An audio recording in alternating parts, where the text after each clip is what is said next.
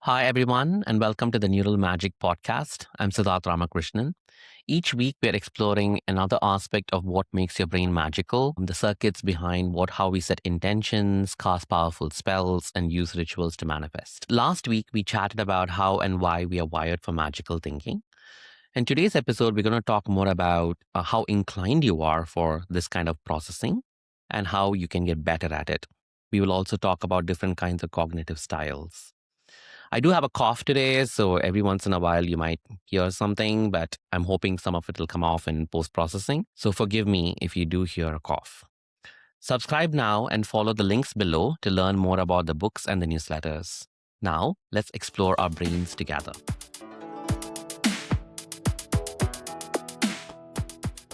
So, magical thinking comes in different forms and shapes, and not all of us have all those huge flights of fancy that lead us down rabbit holes. Some of us might tend to be more logical, while some of us want to immediately form those magical theories all the time. Maybe you're one of those people who sees a patch of green grass outside, which is circular, and immediately say, "Oh, it's a fairy ring." Whereas another person might be like, "I wonder whether a bucket sat there the whole of last night." So, what kind of connections are you forming, and how quickly are you jumping to those conclusions? Is something that you might want to think about. Scientists usually assess this kind of scale in magical thinking called the magical ideation scale. And so, by asking a series of questions, they kind of try and assess if a person is geared more towards paranormal thinking or more towards being mildly superstitious or having a lot of belief in the external agencies. And some scientists also think there's some link between creativity and magical thinking. This kind of out of the box thinking is what allows people to form connections that other people might have not have thought of at all.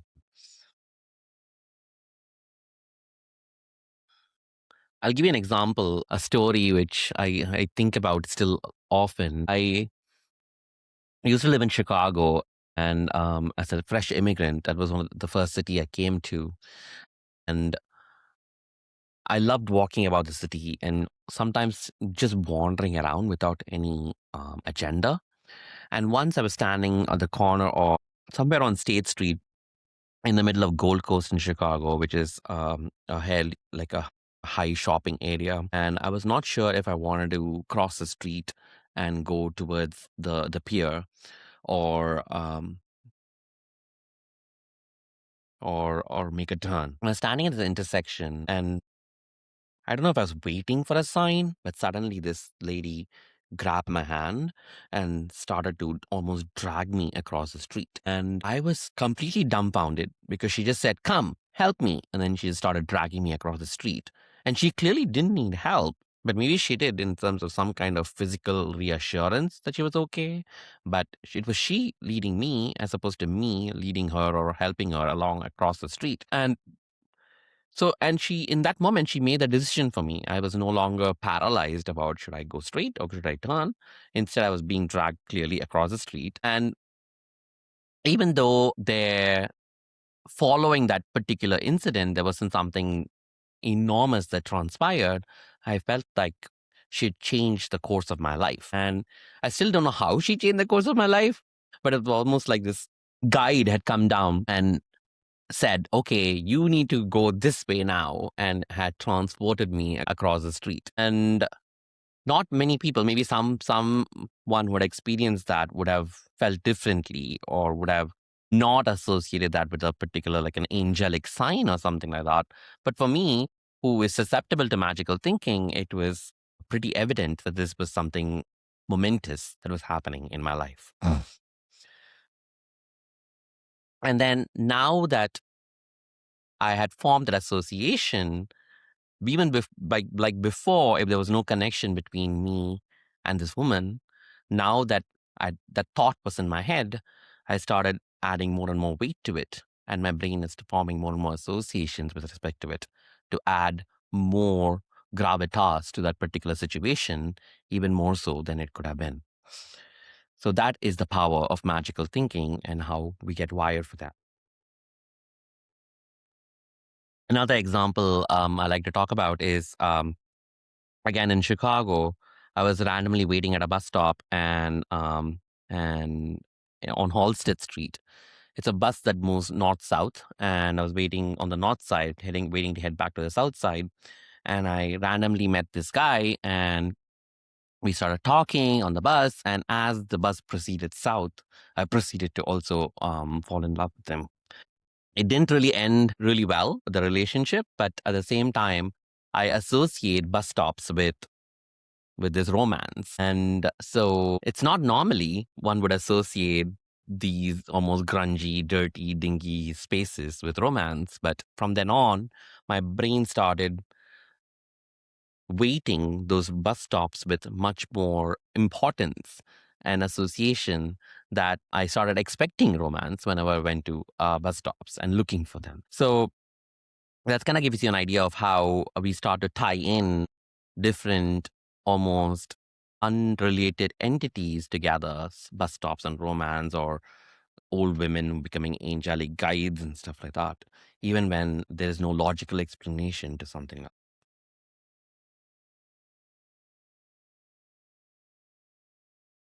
So, how do we approach magic and thinking? And this might depend upon what is called as your cognitive style. So, as you all know, we all approach life very differently. Some of us might be more visually oriented and might respond more to images. Others might respond more to sound. Some of you might listen to music all the time and respond to that. I am not musically inclined at all. In fact, if I have music in the background, I can't function. Maybe for some of you, words evoke more imagery in you. I think I'm more word oriented than even either visual or music oriented. And whereas for others, it might be just colors or smells. And for some of you, it might be you need to have a whole picture, like a whole scenario, like all the different senses together. So how we picture the world around us and how we take it all in defines what is called as your cognitive style. And this also plays into whether you're an introvert, whether you're an extrovert, whether you like to have everything structured and planned in front of you, or whether you actually like something super unstructured. I think I like to not have things super planned. If I start getting fed into a schedule, I get very, very anxious. So, but at the same time, I like to plan like 5 years ahead and 10 years ahead. But in the moment, I like to have much more things more loosey goosey and not as structured. And so your cognitive style looks like it impacts your relationship, how you perceive and think about magic. And so that's what we're going to talk about a little bit more now. So there are different kinds of cognitive styles. The first one is the creative open style. If you are of this kind of variety, you probably use magic very flexibly and in your life. And you probably use it for thinking outside the box. You're probably, when something happens to you, you probably think, oh, magic made that happen, so it's very easy for you to have that association and be allow that to be a part of your everyday life. So that's a creative open style. If you're more analytical and controlled, in that case you probably have to filter magic through logic. And so you think about metaphors and meanings and symbols. So if the lady dragged me across the street, then she would not be an angel who is moving me across, but a signal that I should not be paralyzed and need to make decisions. So it's almost like a sign or a symbol that certain things need to happen in order for me to move forward in life, as opposed to, or maybe like a subconscious, me convincing myself that a subconscious event entity, subconscious processing has pointed me towards this, saying that, hey, if you had stood at that corner waiting for things to happen in you in life, it would never happen. This is now a kick in the pants for you to take some action. And so that is the analytical controlled approach to magical thinking. There is also another approach, which is absorptive or experimental. And here you might be more involved in ingesting or practicing certain things like taking in psychedelics, getting into trances. Maybe you follow some hypnotism or making teas and tinctures that will allow you to move into these transcendental spaces. And so this is more of an absorptive experimental. I'm actually not of this magical variety, because even things, if you think about things like marijuana or pot, I avoid it because I almost feel like it's hindering my own thought process as opposed to aiding it. So I am not an absorptive, experimental, magical thinker. And finally, there's another cognitive style, is the anxious avoidance style. And in this case, magic might be more of a defense mechanism of avoiding things. So this is what plays a lot into superstition. So the black cat crossed the road, so I'm not going to go anywhere, or things like that. And so it's really important for you to recognize your magical ideation style, which will help you. Again, not one of them is not good versus bad. It's more about recognizing how you think so that you're able to identify where and how you allow magic to flow into your life, and to see if you can move towards one way or the other to in order to better integrate magic into your own style of thinking. So many ask me if certain kinds of people are more prone to magical thinking than others. There's not much studies about it. There is some studies that say that women are more prone to magical thinking, but that could be because of social norms, the way studies are conducted, and so on. It could also be because women tend to self-report magical thinking much more than men in a lot of these studies as well. Because again, socially, it's not acceptable for men to maybe say that they are magically inclined in some way. And here is probably an exercise for you to find your way of magical thinking. So take three objects in your life. It could be just random everyday objects, say your coffee mug, your pillowcase, or your pillow, and say your glasses. And for each of them, have a journal and write down what these objects, say the coffee mug, feels like physically. And then think about, what does it mean for you emotionally? Do they make you feel a certain way? Can you think of do you feel a certain sense of solidity when you're holding the mug? Or do you feel that you are using the mug as a heat generator to gather heat from it? Or are you using your glasses as a way to kind of put on a mask, or a shield before you face the world in front of you? About how you feel about this object physically as well as emotionally. And then think about whether you have a ritual that you have for that particular object. Like, when you pick up the mug in the morning, do you always pick it with two hands? Or when you pick up your glasses, do you always have a certain way you hold them? So think about a particular ritual that you have with that particular object. And if you don't have a ritual, try and see if you can create a ritual and whether that changes the way it resonates with you physically and emotionally. So, this might help you again figure out what kind of cognitive style you have and then how that responds to your own magical thinking. So, for some of you, I don't want to put words in your mouth. So, I'd like to hear more about how you feel about this after your comments, whether your cognitive style is reflected in the way you are interacting with these everyday objects, to find out whether you're a logical, open, absorptive, or avoidant cognitive style, and how that approaches changes your magical thinking as well. So there are more exercises like this in my book, The Neuroscience of Magic, which is coming out in the fall. And I'll also have a newsletter which is coming out every month, and where I'll talk more about these kinds of exercises that will help you hone in on your magical abilities.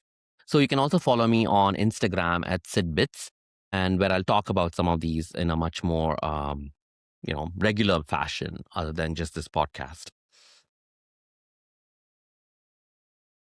So, another question that people might have is, can magical thinking be enhanced or cultivated? There is some evidence to it, but the evidence is actually using some experiments that are almost contrary to reduce magical thinking. So, the way they did it was, if people showed a certain inclination towards magical thinking, then they were asked to work on, say, a Sudoku or a logic puzzle for 10 minutes. And at the end of 10 minutes, they went back to see how magically inclined or what their magical ideation scale was at that point, and found that the more logical use you put your brain to, and if you immediately come back to thinking about things magically, that reduces. So, in a way, it's great because that means that you can show that the way you think magically can be manipulated. And so, and as a contrary, I mean, as an opposition to this, if you do meditation, hypnosis, or use psychedelics, then that changes the way of your sense of magic in the world. And so you're kind of trying to find meaning in the world around you and trying to find connections. And so your magical thinking increases immediately. So if you do want to cultivate or if you want to enhance your magical thinking, I'm not saying go do drugs. You can do the opposite of working on logical puzzles. You can work on creative endeavors. You can, color those mandalas or do those artistic practices where you're trying to connect things that are not normally connected. And that's going to enhance your magical thinking. And the idea is to try and approach things from a new context that will allow you to form those disparate connections, which is the root of magical thinking. For this, let me give you a simple exercise. So think of a photograph or a painting that's either on your phone or you can just pick one up randomly from your computer and take a look at it and then write down how you feel about that particular photo or painting. And then now meditate on a question. So close your eyes and think about your breathing as you contemplate on the question. And then look back again at the picture and see if any new information comes from it. The idea being that in the first context, you're just looking at the photo or the picture just for the sake of looking at the photo or the picture. And in the next context, you're actually asking a question or dwelling on a problem and then looking at the picture from a new context or a new perspective. And so now you're really looking for signs or symbols in that pictorial context that might aid you in trying to answer the question that you posed yourself. And so this is a way for you to explore your magical thinking and allow it to come in. I'm really getting excited here and can't wait to see how you're all going to explore the world around you magically and rediscover circuits that you might have hidden and not explored since you were kids, probably. So, yeah, please leave comments on how you're exploring things. And again, pardon if my voice sounded kind of wacky. I'm hoping to be back in full force next week. Subscribe to the podcast and join the mailing list. The Neuroscience of Tarot is out now, and the Neuroscience of Magic will be available in the fall of 26. And for more information, look at www.brainmystic.com or www.siddharthramakrishnan.com. Thank you, and see you next week.